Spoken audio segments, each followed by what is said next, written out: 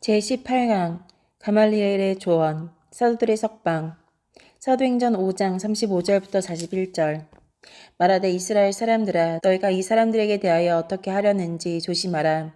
이전에 드다가 일어나 스스로 선전함에 사람이 약 400명이나 따르더니 그가 죽임을 당함에 따르던 모든 사람들이 흩어져 없어졌고 그 후 호족할 때에 갈릴리의 유다가 일어나 백성을 깨어 따르게 하다가 그도 망한 즉 따르던 모든 사람들이 흩어졌느니라. 이제 내가 너희에게 말하노니 이 사람들이 상관하지 말고 버려두라. 이 사상과 이 소행이 사람으로부터 났으면 무너질 것이요 만일 하나님께로부터 났으면 너희가 그들을 무너뜨릴 수 없겠고 도리어 하나님을 대적하는 자가 될까 하노라 하니 그들이 옳게 여겨 사도들을 불러들여 채찍질하며 예수의 이름으로 말하는 것을 금하고 놓으니 사도들은 그 이름을 위하여 능욕받는 일에 합당한 자로 여기심을 기뻐하면서 공회 앞을 떠나니라. 말하되 이스라엘 사람들아 너희가 이 사람들에게 대하여 어떻게 하려는지 조심하라. 가말리엘은 전에 있었던 사례를 들어 흥분한 공회원들에게 주의를 줍니다. 그들에게 경각심을 주려는 뜻에서 이스라엘 사람들이라고 부릅니다. 즉 하나님의 뜻대로 살려는 자들이여 하나님의 뜻과 말씀을 알지 못하는 나그네나 이방인처럼 행하지 말라고 한 것입니다. 하나님의 백성을 박해하는 자들은 자기가 파남정에 스스로 빠지지 않도록 신중하게 처신해야 합니다.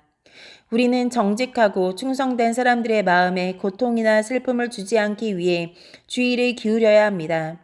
과거 일을 때때로 살펴봄으로써 과거의 어리석음을 방지할 수 있는 지혜를 가져야 합니다. 이전에 드다가 일어나 스스로 선전함에 사람이 약 400명이나 따르더니 그가 죽임을 당함에 따르던 모든 사람들이 흩어져 없어졌고 그 후 호족할 때에 갈릴리의 유다가 일어나 백성을 꿰어 따르게 하다가 그도 망한즉 따르던 모든 사람들이 흩어졌느니라. 이제 내가 너희에게 말하노니 이 사람들을 상관하지 말고 버려두라. 이 사상과 이 소행이 사람으로부터 났으면 무너질 것이요 가말리엘은 이 사도들을 어리석게 박해하지 말아야 한다고 말했습니다. 이제 내가 너희에게 말하노니 이 사람들을 상관하지 말라고 했고 그들이 행한 것을 처벌하려고도 말고 금하려고 하지 말라. 마음대로 하게 내버려 두라. 우리가 손을 댈 필요가 없다고 한 것입니다. 그리고 과거에 드다나 갈릴리 유다가 백성들을 꿰는 일이 시간이 지남에 따라 소멸되었는데 사도들이 하는 일도 결과를 보고 판단하자는 것이었습니다. 하나님께서는 이때에 사도들을 놓아주시기 위해 가말리엘이 이렇게 말하도록 그 입에 말을 두셨던 것입니다. 우리는 이 사건 속에 초월적인 하나님의 섭리가 있음을 봅니다. 이리하여 그리스도의 종들은 명예롭게 석방됩니다. 가말리엘은 그들에게 이 문제를 하나님의 섭리에 맡기라고 말한 것입니다. 만일 하나님께로부터 났으면 너희가 그들을 무너뜨릴 수 없겠고 라고 말합니다. 어떤 일은 그것이 사람에게서 비롯된 것인지 하나님에게서 비롯된 것인지 구분하기가 어려울 때가 있는데 그때에는 묵인하고 결과를 보는 것이 최선책이기도 합니다. 지혜 있고 분별력 있는 사람은 과거를 분별력을 위한 자료로 사용을 합니다. 이런 사람은 누군가를 만났을 때 그 사람의 중요한 것을 파악하고 기억합니다. 그리고 중요한 것을 결정하고 계획할 때에는 과거의 모든 지혜와 지식을 동원해서 보편타당하고 지혜롭게 결정합니다. 그러므로 우리가 하나님을 잘 섬기고 대인관계를 올바르게 하기 위해서는 지혜와 분별력을 갖추어야 합니다. 우리는 사람을 알아볼 수 있어야 합니다. 미련한 자는 사람을 알아볼 줄 모르고 그저 입은 옷이나 탄 차를 보며 판단합니다. 훌륭한 업적을 만들고 많은 사람들에게 존경받는 사람들을 보면 그들은 사람을 볼 줄 알고 적절하게 활용할 줄 알았던 자들임을 알 수 있습니다. 가말리엘이 대단한 분별력과 통찰력이 있는 사람이라는 것을 알 수 있습니다. 가말리엘은 유대교 지도자들은 전혀 알아보지 못했던 사도들을 알아보았던 것입니다. 그는 이 사람들이야말로 하나님의 신이 함께하는 사람들이다. 전에도 괜히 쓸데없이 예수를 잡아 죽이지 않았느냐고 말하지 않았습니다. 그가 성령이 충만한 자라면 사도들처럼 그렇게 말했겠지만 성령 충만한 자가 아니었으므로 그렇게는 말하지 않았습니다. 그가 비록 지혜와 지식과 분별력이 있는 자였으나 그 무명한 사도들만큼 정확하고 능력 있게 하나님을 대언할 수 없었던 것입니다. 만일 하나님께로부터 났으면 너희가 그들을 무너뜨릴 수 없겠고 도리어 하나님을 대적하는 자가 될까 하노라 하니 이 가말리엘의 말은 만약 사도들이 하는 일이 하나님께로부터 났으면 그들을 대적하는 것이 소용이 없다는 것입니다. 무엇이든지 하나님에게서 난 것은 아무리 거세게 반대하고 방해해도 결코 그것을 무효화시킬 수 없습니다. 만약에 그럼에도 불구하고 그들에게 섣불리 행한다면 위험한 결과를 만나게 될 것이라는 것입니다. 하나님의 신실한 백성을 증오하거나 학대하고 그에 충성된 일꾼들을 방해하며 괴롭히는 것은 바로 하나님을 거스려 싸우는 것입니다. 왜냐하면 하나님은 그 종들을 적대하는 일을 자기를 적대하는 행위로 간주하시기 때문입니다.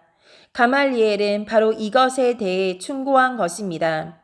가말리엘은 대단한 분별력과 지혜가 있었습니다. 이러한 사람은 비록 성령 충만하지 않더라도 어리석은 사람들에게 섣불리 하지 마라, 경거망동하지 마라 하고 말해줌으로써 많은 사람들에게 유익을 끼칠 수 있습니다. 하나님은 때때로 성령 충만하지 못한 자나 심지어 불신자나 우상숭배자라도 이러한 자들을 존재케 하시고 어리석고 경솔한 자들을 적절하게 돕게 하십니다. 가말리엘의 말처럼 하나님에게서 난 것이 있고 사람에게서 난 것이 있습니다. 자기가 하고자 하는 일을 하나님이 시켜서 하는 것처럼 말하는 사람이 있습니다. 하나님이 사칭하는 큰 죄악을 범하는 이들은 하나님으로부터 반드시 응분의 대가를 치르게 됩니다. 사도행전 뒤쪽으로 가보면 바울과 바나바가 심호하는 안디옥 교회에 예루살렘 교회 교인들이 갑자기 나타나서 할례를 받아야만 구원을 받는다며 교회를 혼란케 했습니다. 결국에는 교회가 회의를 하여 대표 몇을 예루살렘 교회에 보내고 사도들에게 확실한 결론을 얻고자 했습니다. 사도들은 우리에게서 나간 자들 중에서 우리가 보내지 않은 자들, 즉 엉뚱한 자들이 있다고 편지를 보내게 했습니다.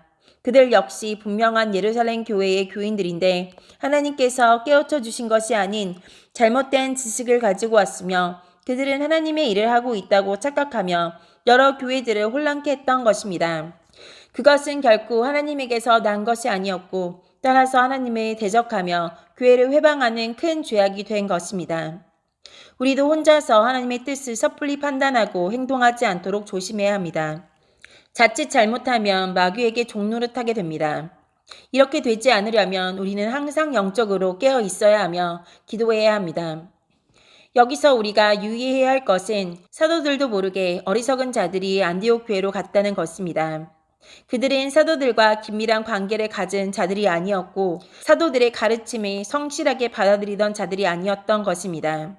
사탄은 겉도는 자들, 자기 멋대로 하는 자들, 하나님의 종들과 멀리 있는 자들을 사로잡아 적극적으로 사용합니다. 그러므로 우리는 결코 이러한 자들이 되지 않도록 조심해야 합니다. 교회와 하나님의 종들 가까이에 있으면서 간섭을 받고 야단도 맞아야 하는 것입니다. 하나님의 종들이 가까이 있어서 세심하게 지도해 주는 신앙생활을 하는 것은 참으로 복된 것입니다. 하나님의 종에게서 거리를 두는 사람이 엉뚱한 생각과 행동을 하는 것입니다. 우리는 하나님의 종들을 중심으로 모이기에 힘써야 합니다. 하나님께로서 난 것인지의 여부는 참으로 중요합니다. 묵상도 하나님이 세심히 가르쳐 주시는 가운데 해야 하고 가르치는 것도 마찬가지입니다. 성령을 통해 확실하게 깨달은 것을 가르쳐야지 이럴 것이다 저럴 것이다 하며 자기 나름대로 짐작하면서 가르쳐서는 안 됩니다. 이사야서와 에스겔서에서도 나오지만 하나님께서 보내시지도 않았는데 하나님께서 보냈다고 하는 거짓 선지자들도 있고 하나님께서 그렇게 말하라고 하시지 않았는데 하나님께서 그렇게 말하라고 하셔서 말한다고 하는 거짓 예언자들이 있었습니다. 거짓 예언과 거짓 환상이나 스스로 마음에 생각한 것들이 하나님이 말씀하셔서 말했다고 하는 것입니다. 하나님께서는 이런 자들을 반드시 엄벌하겠다고 하셨습니다. 우리는 특히 내 마음속에서 일어나는 생각들이 마귀에게서 일어난 것인지 하나님께로부터 비롯된 것인지 순간마다 구분해낼 수 있어야 합니다. 어떤 생각이 떠오르면 우리는 순간적으로 분별해 봐야 합니다. 특히 교회에 모여서 회의를 할 때, 생각하고 말할 때 조심해야 합니다. 하나님 앞에서 하나님의 일꾼들이 모여서 하나님의 일을 의논하는데 악령이 불어넣어 주는 생각에 의해 자기 중심적인 생각과 판단과 계산을 하고 또는 경쟁 상대로서 어떤 동료에 대해 무조건 반대하고 방해하는 발언을 할 수 있는데 이것을 조심해야 합니다. 하나님의 교회에서 회의를 하는데 악령이 시키는 줄도 모르고 멋대로 생각하고 발언을 하면 그것은 큰 죄가 되고 반드시 대가를 치르게 됩니다. 우리는 하나님의 종과 이야기를 나눌 때에도 조심해야 합니다. 자기 문제를 말하고 상담을 할 때도 정신을 똑바로 차리고 말해야 합니다. 자신이 듣고 싶은 결론을 미리 정해놓고 상황 설명을 할 수 있습니다. 이것은 처음부터 하나님의 종을 기만하고 죄짓게 하는 것입니다. 하나님의 종이 질문을 할 때 정신 차리고 정직하게 대답해야 합니다. 안 했으면서도 했다고 말하고 했는데도 안 했다고 말하고 이것도 저것도 아니게 애매하게 말하는 것은 다 거짓입니다. 당장 불효령을 듣는다 해도 하나님의 종을 속인다면 그가 야단치는 것과 비교할 수 없는 형벌을 당한다는 것을 기억하고 정직하게 대답하고 말해야 합니다. 하나님의 교회와 하나님의 종까지 쉽게 속이는 사람이라면 그 자신은 물론이고 다른 사람들을 얼마나 잘 속이겠습니까? 양심이 마비되고 심히 병든 자입니다.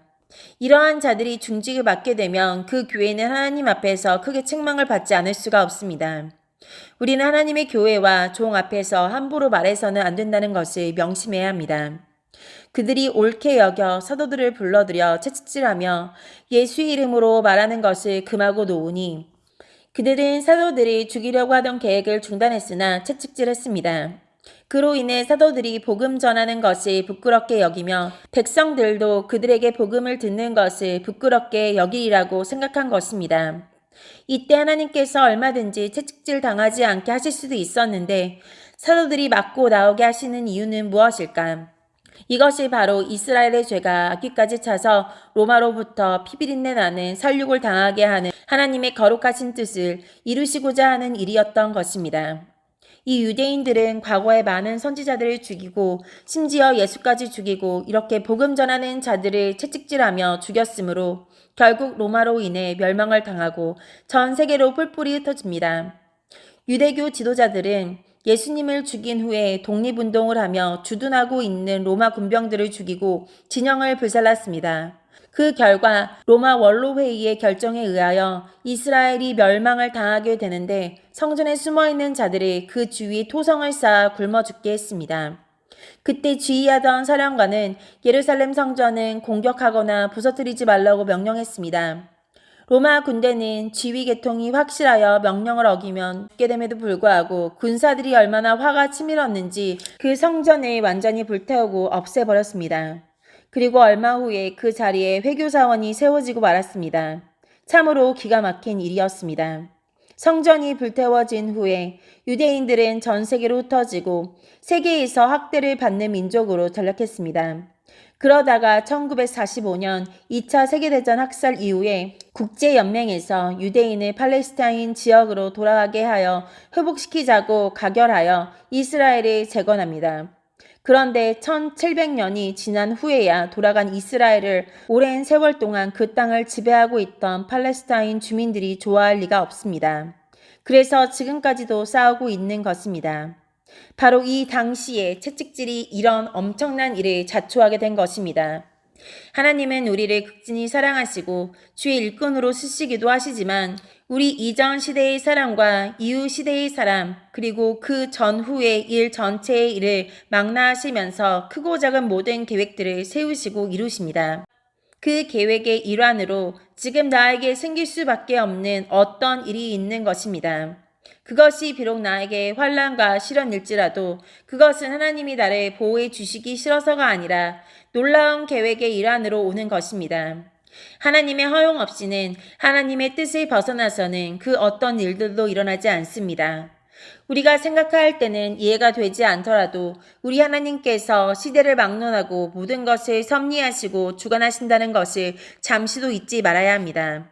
나의 인생에 있어서 기쁜 일이나 괴로운 일이 생겼을 때 그것이 우리가 도저히 이해할 수 없고 또 예측하지 못했던 것이라면 우리는 묵묵히 하나님께서 모든 것을 치밀하게 계획하고 이루시는 것을 믿으며 변함없이 순종하고 충성할 것뿐입니다. 그런데 하나님께서 사전에 모든 비밀과 계획을 알려주신다면 우리가 덜 괴로울 것 같으나 사실은 더 감당할 수 없고 이겨낼 수 없을 것입니다. 하나님의 뜻은 우리의 생각을 훨씬 초월하고 전 세계를 망라하며 이루어지므로 만약 하나님께서 사전에 모든 것을 나에게 알게 하신다면 나는 결코 그것을 소화할 수가 없으며 지레 겁을 먹고 지쳐버릴 것입니다. 차라리 그것을 일일이 다 알지 못하고 그저 하나님만을 전적으로 신뢰하고 묵묵히 순종하며 나가는 것이 우리에게 유익한 것입니다. 가말리엘이 사도들을 위기 상황에서 도와준 것은 그가 의도하는 인생에서 전혀 관련이 없는 일이었습니다. 그런데 자신도 모르게 그런 일을 한 것입니다. 이런 일들이 얼마든지 일어날 수 있습니다. 우리 주님은 모든 사람, 모든 시대, 모든 경우를 섭리하시고 통치하시는 분이십니다. 전혀 우리를 도우리라고 생각할 수 없었던 사람이 우리를 돕게도 하시고 상황이 정반대로 전개되다가도 한순간에 변하여 우리를 유익하게 섭리하시기도 합니다. 우리는 지극히 제한된 시간과 제한된 영역에서 제한된 삶을 살다가 죽는 것입니다. 우리가 눈으로 보고 듣고 느낄 수 있는 세계는 아주 작은 것이지만 하나님의 세계는 그렇지 않습니다. 우리가 하나님 마음에 합한 사람이 되고 주님을 기쁘시게 하는 자가 되면 하나님은 그 어떤 것을 통해서라도 우리를 도우십니다. 그러나 일단 하나님의 눈밖에 나면 하나님이 우리를 돕지 않으실 것이며 우리는 얼마든지 죄 짓는 자리로 나갈 수밖에 없습니다. 동시에 마귀는 틈을 주지 않고 우리에게 달려들어 더 큰 악을 저지르게 하는 것입니다. 그러므로 그 놀라운 하나님의 세계 속에서 우리가 잠시도 좌우로 치우치지 않고 사탄에게 이용당하지 않고 충실한 삶을 살아가려면 언제나 하나님을 기쁘시게 하고 하나님 마음에 합한 사람이 되기 위해 힘써야 합니다. 사도들은 그 이름을 위하여 능욕받는 일에 합당한 자로 여기심을 기뻐하면서 공의 앞을 떠나니라. 사도들은 그들 앞에 주어진 모욕과 채찍질 속에서도 놀라운 용기와 지조를 끝까지 보였고 석방되자 공회 앞을 떠났습니다. 그들은 공회와 그들에게 가한 악한 처사에 대해 한마디도 비방하지 않았습니다. 사도들의 모든 관심사는 온전히 복음을 증거하는 것과 자신의 영혼을 잘 보존하는 것입니다. 그들은 이 두 가지를 훌륭하게 해냈습니다. 그들은 고통을 말할 수 없는 기쁨으로 견뎠습니다. 그들은 그리스도와 복음에 관한 것을 부끄러워하는 대신에 그 이름을 위하여 능욕받는 일에 합당한 자로 여기심을 기뻐했다 했습니다. 그들은 받은 능욕을 그리스도의 이름을 위해 받은 것이라고 믿고 그들이 당하는 고통이 예수의 이름을 더욱 널리 전파하는 데 공헌할 수 있기 때문에 기뻐했습니다. 그들은 능욕당하는 것을 명예로 여겼습니다. 그리스도를 위해 수치를 받는 것은 우리로 하여금 그의 형상을 닮게 하고 더 충성하게 합니다. 그만큼 우리는 더 좋은 자리로 나가게 되는 것입니다. 이것 역시 성령 충만하기 때문에 가능했습니다. 그들은 그 능욕받는 일이 자신의 잘못으로 생겨난 것이 아니라 하나님의 거룩한 뜻 안에서 된 것을 알았고 이렇게 핍박을 받아가면서 복음 전하는 일에 쓰임받고 있다는 것이 얼마나 복된 일인가를 확실히 깨닫고 있었습니다. 이것이 바로 성령 충만한 자의 모습입니다. 성령 충만하지 못한 사람은 내가 마땅히 해야 할 일이라도 힘들면 나만 손해보는 것 같다는 생각도 하고 원망도 합니다. 처음에는 자원해서 하다가도 조금 힘들어지면 금세 마음이 달라져서 투덜거리거나 짜증을 냅니다. 그러나 성령 충만한 사람이 되면 이 못난 사람이 충성되게 여기시고 사용해 주시는구나. 다른 사람은 고통을 당하지 않는데 나는 이렇게 고통을 당하며 더 큰 열매를 맺게 하시는구나. 그만큼 하나님이 나를 사랑해 주시는구나 라고 생각하고 기뻐하고 감사하며 모든 일을 충성되게 감당합니다. 이런 자는 어떤 환난을 받아도 끄떡없이 견디고 나갈 수 있습니다. 그러므로 우리는 반드시 성령 충만함을 받아야 하는 것입니다. 예수님께서 겟세마네 동산에서 잡히실 때 제자들이 성령 충만했다면 절대로 도망가지 않고 그야말로 같이 죽으러 갔을 것입니다. 베드로는 불타는 충성심이 있었고 그것은 결코 가식이 아니었습니다. 예수님을 체포하려는 자에게 칼을 휘두른 자는 베드로뿐이었으며 대단한 충성심과 용기가 있었습니다. 그런데 잠시 후에 조그만 계집아이 앞에서 왜 그런 어처구니 없는 처신을 하게 되었을까? 왜 갑자기 죽음에 대한 두려움에 빠졌을까?